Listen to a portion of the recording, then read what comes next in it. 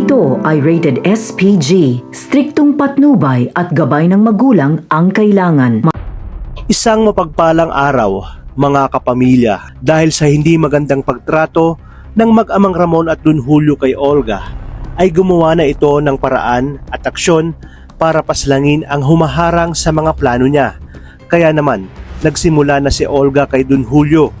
Pero malakas ang kutob ni Don Julio kay Olga na hindi ito gagawa ng mabuti sa kabila ng pagpapalayas niya dito.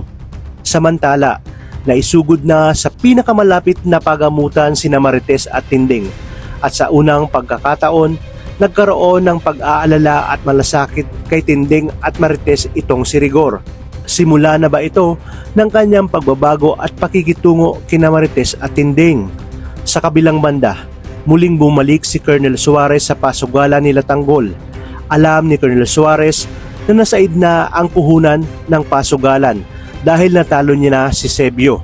Kaya buong pagmamalaki niyang tinanong kung ano pa ang maipupusta ng mga ito, gayong wala na silang pera. Nagulat si Colonel Suarez nang lumabas si Tanggol at nang makita niya ito.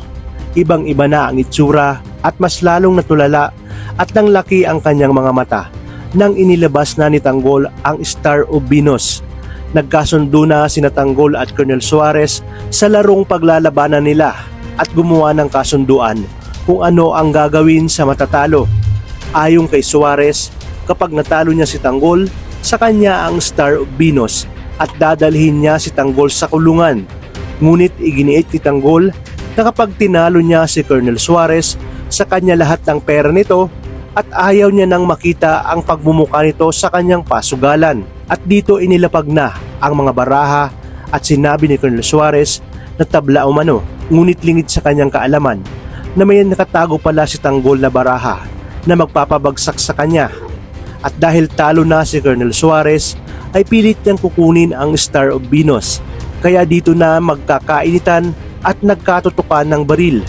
Wika ni Tanggol, nasubukan lang umano ni Suarez na kunin ang Star of Venus nang kumalat ang utak nito sa sahig